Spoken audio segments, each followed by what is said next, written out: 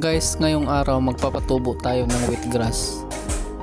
Una, hugasan natin ang binhi sa tubig at pagkatapos i-drain natin ito. Ilagay natin sa maliit na palanggana na may tuyong tela. Takpan natin at ilagay sa madilim na bahagi at hayaan ng isang araw. Ikalawa, kumuha tayo ng kahit anong plastic guys at butasan para madaanan ng tubig. Paglipas ng isang araw, kuhanin na natin ang binhi na tinakpan ng tela. Ito na guys, lumabas ng mga ugat. Ilagay na natin to sa plastic ng medyo panipis.